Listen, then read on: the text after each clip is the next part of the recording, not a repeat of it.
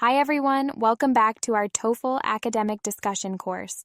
In our last lesson, we focused on point and elaboration, how to clearly state an opinion and support it with reasoning. Now, we're taking it one step further. How do we make our arguments more convincing? In this session, we'll explore how to use examples effectively, whether through real-world facts or engaging storytelling. By the end, you'll know exactly how to integrate examples into your responses to make them more persuasive and structured. Let's get started. In this lesson, we'll explore the power of examples in academic writing. First, we'll discuss why examples are crucial for making arguments clear and persuasive. Then, we'll break down two types of examples, substantiation and storytelling, and see how they work. Mastering these techniques will take your writing to the next level, so let's dive in. Using examples isn't just about proving a point. It's about bringing your ideas to life. Without them, your argument might feel abstract or unconvincing.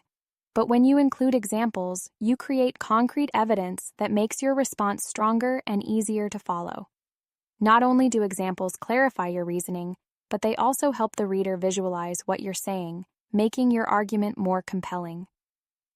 Now, let's take a look at the two main types of examples you can use in an academic discussion. There are two powerful ways to provide examples in academic writing. The first is substantiation. This means using general facts, statistics, or widely accepted knowledge to support your point. These examples are fact-based and objective. The second is storytelling. Instead of stating a fact, you use a specific and detailed real-life example to illustrate your argument. This approach makes your writing more engaging and relatable. To see the difference, let's compare these two methods with a real TOEFL-style example. Both of these examples support the same argument, that watching educational videos helps children's language development. In the first example, substantiation, we present a general research-based fact that applies to many children. In the second, storytelling, we make the argument more personal by sharing a specific real-life experience. While both methods work, storytelling tends to be more engaging and memorable. Now, when should you use each one? Let's find out. Deciding when to use substantiation or storytelling depends on the argument you're making. If your point is best supported by facts, statistics, or widely accepted truths, use substantiation.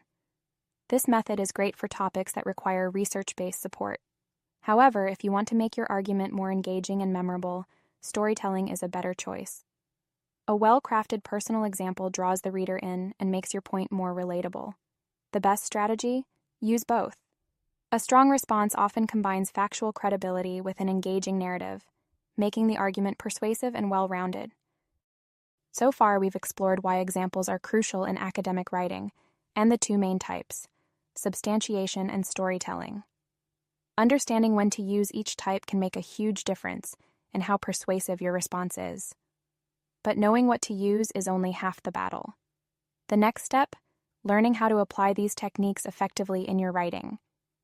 In our next lesson, we'll put these strategies into practice with real TOEFL-style prompts. You'll get hands-on experience crafting strong examples and see how they can transform your responses. So stay tuned, and I'll see you in the next lesson. Want to practice with real TOEFL questions? Start your free trial. You'll unlock over 4,000 questions, authentic mock tests, and detailed AI feedback that fixes your mistakes line by line. Click the button below, no credit card needed. Let's turn your notes into a perfect score essay.